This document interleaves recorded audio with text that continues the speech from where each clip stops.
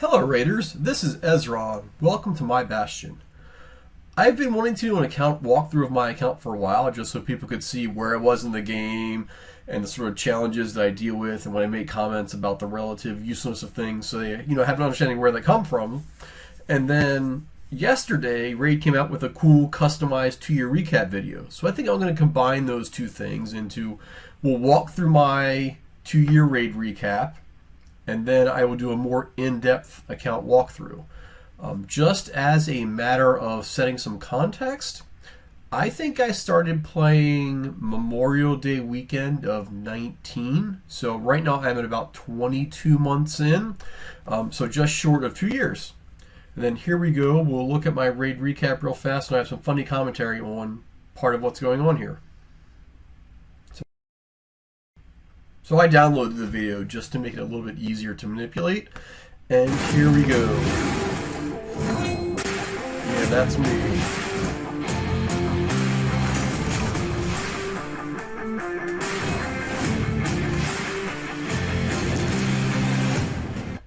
Now this to me seems totally reasonable.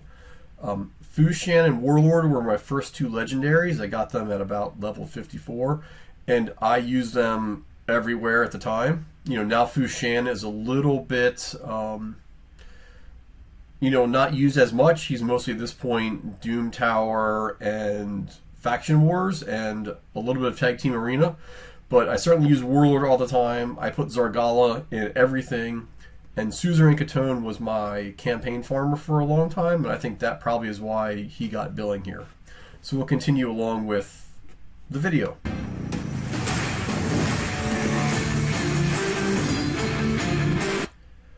I was surprised that Kale came up as my #1 champion. I started the game with Aethel, not Kale, but I did use Kale extensively once I got him, and he was my campaign farmer, my dungeon member, clan boss role, and everything.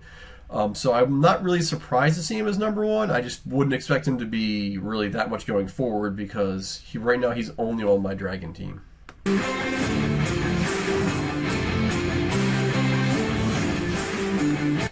And Hellgazer is in alignment with farming. She's all over 12-3 brutal, and I certainly farm a whole lot of food.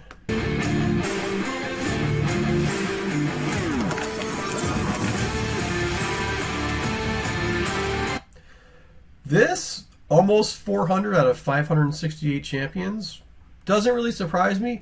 When we get into the deeper analysis of my account, you'll see that I'm missing a fair number of sort of pivotal epics. So that, it feels about right to me, and I think it puts me on like the 3% range. The top 3% of players.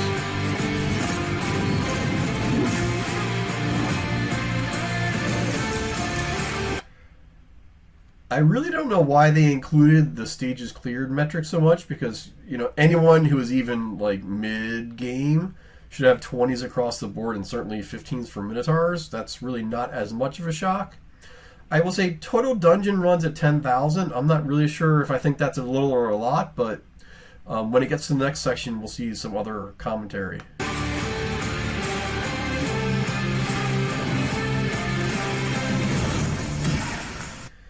Yeah, so almost 40% of my total dungeon runs being dragon doesn't surprise me.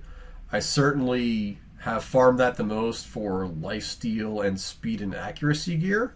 I think going forward, if there's a 3-year video, I'm going to try to get my #1 dungeon being Fire Knight, just because, immunity gear and crit damage and a couple other specialty sets and arena items. But that's really not surprising based on where I am so far to me.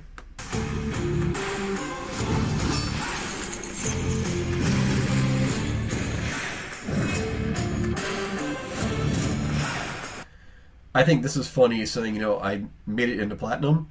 If I recall, I was in Platinum for a grand total of about 10 minutes once, and then quickly got the beat down back into Gold 4. I normally live, middle Gold 4, maybe ending, 2/3 of the way in before reset. But I certainly am not a Platinum tier player all the time.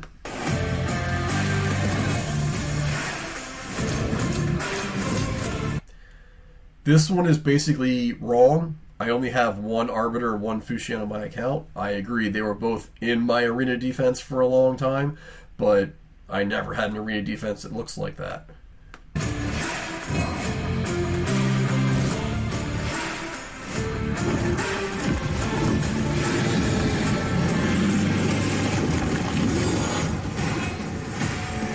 Runs, that's interesting. So I will say this 34 million clan boss high damage was almost certainly on Nightmare. I don't know that I've ever gotten more than about 27, 28 million on Ultra Nightmare. Like, I can 3-he clan boss as long as it's not Spirit, but I certainly don't do that every day on Ultra Nightmare.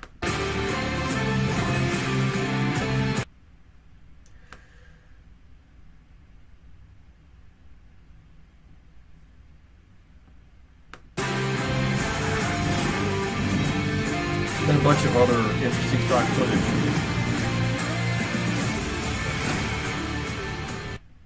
So I think that was a cool summary. They certainly didn't have to do this, and I think it gives us a neat opportunity to review our account. So now I'm going to dive into some more in-depth things that I think maybe you'll find interesting in terms of progress and then where you can go with your account. Now that we've been through the anniversary video, let's take a little while to go through my account. I can show you some highlights and lowlights and make some commentary about where I am in the game. Now here's where I also think it's important to make one slight other comment, because I have a funny feeling many of you were thinking this in your head. This account is totally free to play. It's easy for me to say how much I spent on it because I know the total number is 0. Now I'm a little bit annoyed with myself because I didn't buy the Season 1 Battle Pass. And as you'll see when we go through my champions, I still don't have a Stag Knight. So this isn't some ethical problem with paying for video games. I just haven't done it. But I also think at this point it's more of a showcase of what you can do if you're willing to put in the time and effort and make good choices when it comes to what you're going to do and where you're going to farm and what champions you're going to develop. So that said, let's start with my Great Hall. I do spend almost all of my time in Gold 4, so I can get 4 gold medals per win. Accuracy is all the way complete, and sort of after that I've been slowly migrating based on perceived needs. Like, I spend a lot of time on Force Affinity Resists for my Spider Tank, that's Drexstar, crit damage for people like Coldheart, and then working on getting defense and resist and crit damage up because they're generally useful across all champions. As I complete these or get them to at least 6 or 7, I plan on then working on hit points, and then I'll bring the rest of my Great Hall up. So that's where I am. Certainly having the accuracy helps a lot. Resist can help depending on specific needs, but I don't know that it's necessarily developed enough for general usefulness. Then I'm going to take a few minutes then and go through the index to talk about really importantly what champions I have and what champions I don't. I think you'll see, this is a pretty common setup when it comes to Bannerlords. I do have 2 Bannerlords legendaries. I got one from a fusion. I got one from shard pulling. And I have most of the epics, but not all of them. Certainly, not all of the new ones. A few highlights here is I don't have a Stag Knight. I really wish I did. That would certainly make things like, I think, Fire Knight a lot easier. And some of the newer Voids especially would be great to have. Then going through, High Elves is interesting, they have Pixneal was a fusion. I pulled Yannica. I actually have a dupe of her, and then I fused Arbiter, and I'm missing, still several what I think are very important epics. Royal Guard overall is probably number 2 or number 3 on my overall once list. Vergus would make Doom Tower a lot easier, but I don't have them. Even Battle Sage would be nice for Arena and some other neat combos there. And then moving into Sacred Order, this is one of my weaker overall Faction Wars teams. The only legendary I have is Astralon because I fused him, and I'm still missing some even like old and questionable epics. I really would like to have a Phoenix, just for his really hard-hitting A1 with Unkillable, and especially all the Voids here would, I think add some nice capabilities to my account. Moving into Barbarians again, the only legendaries I have are from login rewards or fusions. Other than that, I really would like a Sky Touch Shaman or whatever the spirit one is that has the block debuffs. But that's overall though. I built a reasonable team around them. In Ogrins, again, only one legendary. I would really love a Man-Eater. I don't have that for an unkillable clan boss comp. So you can sort of just like see the trend here. What I have, I use, and I've conquered a fair number of things, but I haven't done everything. Lizardmen are actually like one of my more filled out factions. Part that's because there's not a lot of them. Part of it is I did get very lucky. Fushan was my first or second legendary ever. Razin's a fusion. Skullor was a fusion. And then I forget his name, but I got him, as part of a 2X event. So we're pretty good with that. I'm going to go check it right now. Roxam, who I use sort of occasionally. I have a plan for him in an arena team just to deal with specific situations. Skinwalkers is about the same. I remember when Rain Beast was a terror in the arena. I would actually like to have him now for Faction Wars and Doom Tower, but I don't. But I have a fair number of the rest of the epics. And moving into orcs, here's where really Warlord is one of the crown jewels of my account. Like once I got him, I start using him everywhere, and he's awesome at everything you can do. Sandlash Survivor would be nice to have, but I don't have him, as well as Vrask. I've seen several videos for the new Doom Tower bosses where Vrask really hits above his weight class. Seer would also help a lot of my dungeon teams. So these are all the kind of things that I feel like I'm lacking, and I could probably do a lot more better if I had. But this goes to show if you concentrate on using what you do have, you can make relatively good progress in the game. Moving on to Demon Spawn. I've actually only recently gotten several of the epics here, so they're in partial states of build. The only legendary I have is from, I should take that back, legendary from the Tag Team Arena Fusion, and then the guaranteed legendary event with Countess Blix. That would be nice. Getting a lore would be nice also, just for turn meter control. I also have a secret, not so secret one for a bomb team, so a Lord Shazar or anyone like that does bombs would be really, really cool in my mind. Moving on to the undead. I think Mashal was my most recent legendary here. He's awesome. I've started slotting him into all of my teams. I don't know if I'll play him enough to necessarily get him on the list of most used champs, but I really like him a lot. But it's really commonly here also missing a few other epics, which would be at least situationally nice. Dark Elves is a similar deal. I would love a Sylar or a Madame Ceres, but I don't have them, and they're void and they're hard to get. But Foley is really good. I was fortunate with him, so I have a reasonable stack of Dark Elves. In the Knights Revenant, I got Nama only recently. I'm actually happy to have her. I'm going to try to put her on my clan boss team, and if I don't get an unkillable team built, just so I can free up Warlord with buff extensions and get to do a little bit more with speed tuning. But other than that, a really good epic backbone to build on. I just have to spend some time leveling and ascending the champions. And then the dwarves. This is one of the reasons why I'm super excited about the new fusion that's coming up, just because there aren't a lot of choices here anyway. I've probably had Molly for a month or two, and I think she's level 60, but not all the way completed. She's made a huge difference in my account, so filling out this roster would be good. And then again, of course, with the Shadowkin, I pulled him the other day during the Yoshi fusion. I'll have Yoshi soon. I'm saving him for the next fusion event just for some points. I don't know that there's really a built-out enough roster here to say what we would do, but I am going to try to finish Faction Wars before they make the Shadowkin a requirement to get Lydia. Now that we've been through the index and you've seen all the champions I have, and especially pointing out the ones that I don't, I guess I'll take a quick pass through my champions list and just, note the ones that I use and interesting things about them. Like my Arbiter, for instance, I really only use in Arena because he's so much faster than most of my other dungeon champions or Doom Tower champions that if I need someone to res, really, Silas, who I will tend to use. Warlord goes basically anywhere that it could be dangerous or difficult. He's just awesome all around. Right now, Razin is on my clan boss team, so he is, got a relatively narrow range of speed tunes, but I still use him in, many other dungeons or Doom Tower or Faction Wars.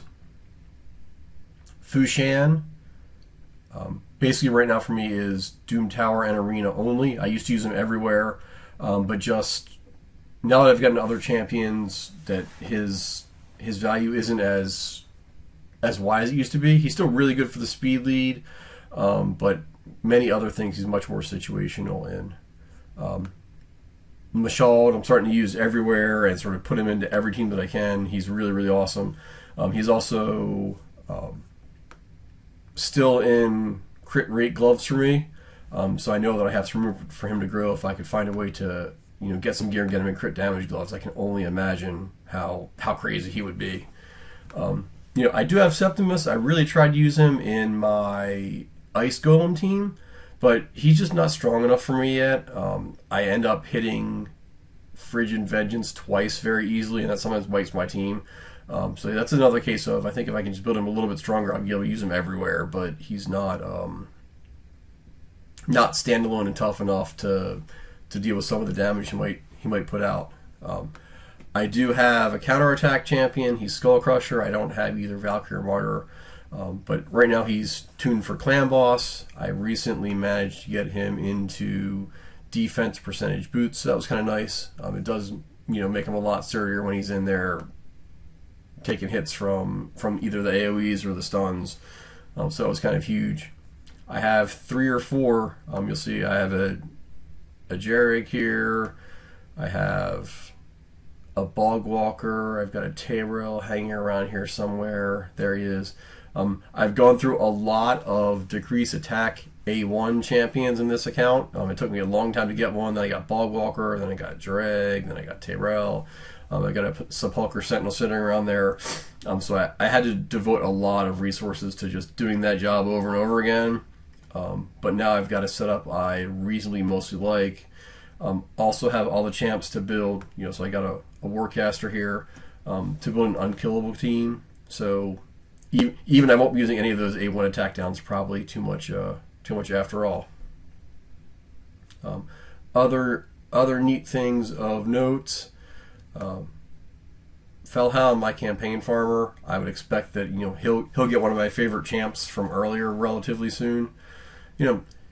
He gets it done. I'm really amazed how fast and how much a quality of life improvement a 5 or 6 second campaign farmer is. If yours is slow, trust me, believe me, build them. It makes a big difference. Just either how fast you can use a lot of energy, how fast you can level up champions, or if you do the same amount of work, it just minimizes the time you're at the screen clicking around. Things like that made a huge difference. One other special call out I'll make here, Executioner. He was the first champion that I really got and understood in the game. I started with Ethel because I thought she would be cool having an AoE and wearing armor. I didn't realize also how similar all the starters were. But Executioner is really the person that got me through Brutal Campaign. I figured out, stack defense on a defensive champion, he gets his own counterattack up and then just plows through content. That was really, really amazing. And that enabled me to do a lot of other things. And then you see here, Steel Skull used to be talked about all the time. I don't think he's talked about quite as much as more, but I think he's super strong. I actually use him a fair number of places. You'll see him in some of the walkthroughs do. I have a plan to make another video on him just to sort of get some light on him because I think he's a lot better than people give him credit for. One other thing, Conqueror, I actually built relatively recently. You'll see him on my Ice Golem team. That's my least favorite dungeon by far. I had a big problem with wiping there, but he's basically, I think, free to play and made for that dungeon from the perspective of he removes buffs, so that second wave where the Terror Beast put up reflect damage he can take care of relatively easily, and then purge, to keep the Ice Golem minions from reviving was big. He's basically the way that I got a reliable Ice Golem team. And then, it actually took me a long time to get a Cold Heart. I was probably over level 60 when I first got her. But, let me do things like finish the spider in a timely manner and all like that. Got a lot of broken sets. This is, the advice of stats are more important than sets. That's totally true in the Cold Heart's case. I managed to get good things on her here, and she gets the job done, especially for Spider and for Fire Knight for me. It would be nice if I could get a crit damage helmet with some substats. Get this to, I guess, would be 239. Would probably make a big difference in, how fast some of those dungeon runs go. Then, as you'll see as I scroll down, I've got another cast of dozens of support characters or people I use in Faction Wars only that are in various stages or processes of building. I did get Narma the Return relatively recently. I'm kind of excited about that just because she has the debuff extension on A1 that when booked gets to 60%. I'm hoping after I build her that will let me free Warlord from Clan Boss, so I have a lot more latitude in his speed and his gearing. And then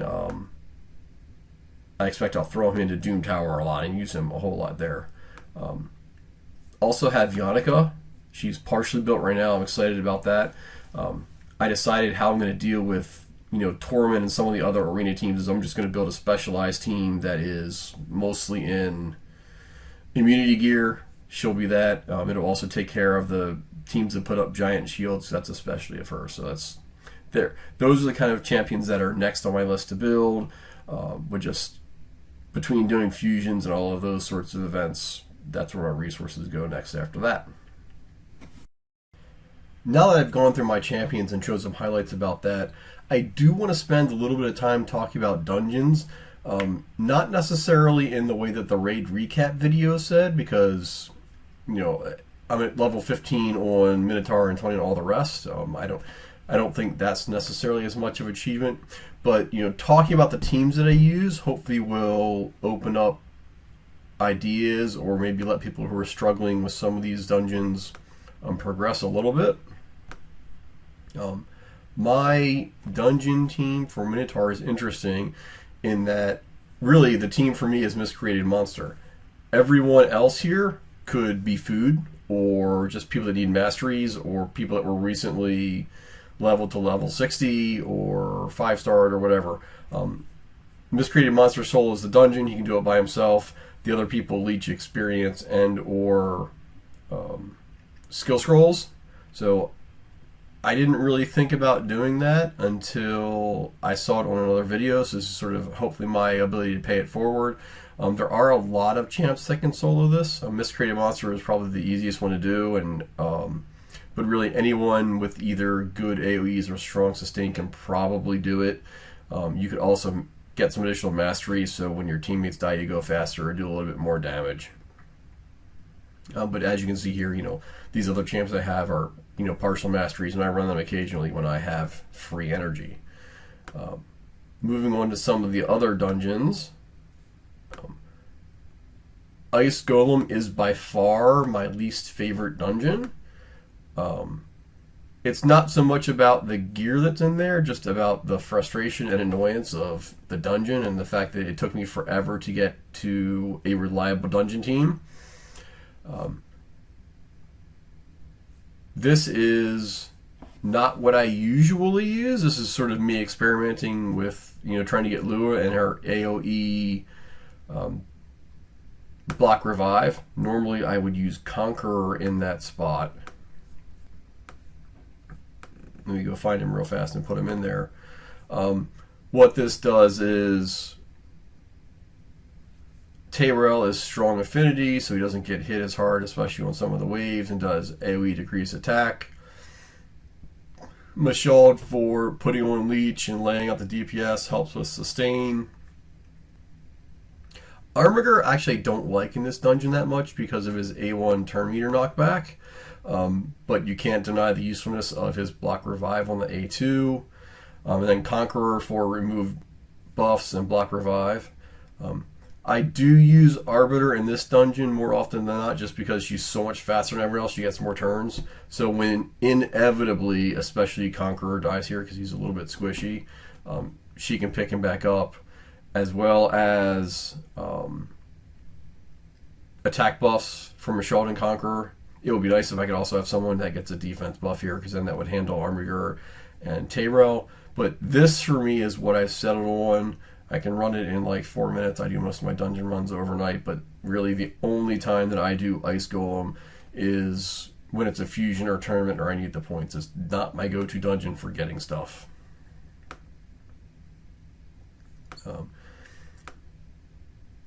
My dragon team is relatively normal insofar as I think there are few surprises here. One of the few places I still use Fushan because he's positive affinity as well as has the 24% speed lead. Zargala again because she's positive affinity. It's designed here so more often than not Steel Skull will tank just because he's negative affinity. He also helps with the dragon himself because he lays poison on the A1. Kale helps with wave clearing with his AoEs as well as laying poison on the dragon. I really much prefer him to say someone like a Frozen Banshee because he makes the waves easier. And then Warlord just makes the whole team work, puts up big shields, messes up their turn meters and or skill cooldowns. Just, is a general utility player there. I don't run a reviver in this team. Really, any two of these people can die as long as they're not both of the poisoners, and I can still pull it across the finish line even if I'm at low health. Just this is a solved problem for my account. And now to everyone's two favorite dungeons, either to love or hate or complain about, Fire Knight and Spider's Den. I'm trying to make Fire Knight my new home just because of immunity, shield, and crit damage set, as well as stun. There's lots of useful sets here, as well as things that are very PvP and arena focused, and that's where I'm struggling a little bit now. I do use Apothecary. I think this is the only place I still use him because he's got the 3-hit A1. Razin, defense-based, plays nicely with Force Affinity, has turn meter knockback on his A3 as well as debuffs. It would be nice if I had Stagnite. I would probably use him rather than Razin and lose the turn meter manipulation, but then you get AoE decrease attack and decrease defense. Mashald again because he's positive affinity and hits hard anyway, that just makes it worse. And then Cold Heart and Armiger for when we get to the Fire Knight, keeping his turn meter under control, hitting the shields, and then they both have max hit points ability. So when you combine them with Mashald's crit damage buff, Fire Knight goes down relatively easily for me. Really, Apothecary or Cold Heart can die, and occasionally they do, but I can still pull it out. But if two of the three die, then I lose that run. I'd say I have like a 95 or 98% success rate. Like losing there is relatively rare. And then going to, depending on your account, either the dungeon you love or you hate, the Spider's Den. I recently changed my team to one that is extremely reliable. I got Drexthar from the 3v3 Arena Bazaar, Miscreated Monster, Fane, Armiger, and Cold Heart. Positioning here is important because you can't ascend Fane, or she prefers, I think it's her A2 to her A3, but the one that doesn't have decreased defense and weaken. So to make up for that, Drexthar goes in the first slot. He generally gets gets aggro because he's negative affinity, but then the plus 70 accuracy aura means that then Fane can land her debuffs, at which point Cold Heart and Armiger can come behind her and finish the job on the spider. Miscreated Monster also makes it possible with his high crit damage of he puts out the AoEs and big shields that mostly keeps everyone alive. This team has been very successful for me. It's a little bit slow. I do have a faster team where you put in Septimus and extra Cold Hearts and use Razin as the tank. The problem is Razin also is weak affinity, so he has difficulty landing his debuffs. And if he misses landing the debuffs once or twice in a row, the spider will beat me. So I prefer not to use that team if I don't have to. So there's all the teams that I use for dungeons. They're a little bit different than most of the content creator teams you see, primarily because I don't have a Royal Guard who I would use in there. I don't have a Prince Kaimar for cooldown resets or some of the other fancy high-end champs, or like if I had a Seer I would use her in there, but I don't. If your account's like mine and you're missing some of those champs, maybe you can get some ideas from me and then keep advancing your account and or making your teams more reliable. So with that, so here we are at the arena splash screen, diving into the classic arena. I'm in Gold 4. This is where I live most of the time, sort of in the middle of Gold 4. I keep a real defense up because I'm concerned that if I don't, I will end up getting beat down and out of Gold 4 and end up in Gold 3. But it's a relatively standard speed team defense. I will say that having Seeker helps make everyone more survival with his defense buff. Mashald with True Fear, I think people don't like fighting him, so I actually don't get attacked a whole lot. But this is enough to let me farm medals and advance my account that way. Looking here, you'll see whether or not the arena is currently broken. It's hard to say, but this is a pretty common sheet of potential fights for me to get. I haven't seen what's referred to as the bot teams or low-level teams for some time. I tend to avoid teams like this just because basically fighting hegemon teams, given the account I have, is difficult. That's one of the reasons why I'm building the immunity team, just to deal with the hegemons and the torments and all of those sorts of items. Super tanky teams like this with a Duchess and a Sifi and a Madame Saris, again, probably more trouble than it's worth for me. This would not be a good sheet for me. I will go reset here and see if I can find other teams that I normally do. Right, so these are the kind of teams that I would normally go for. I get what they're doing. Either I'm faster than they are, or I'm not. You take out their nuker and or support, you're good.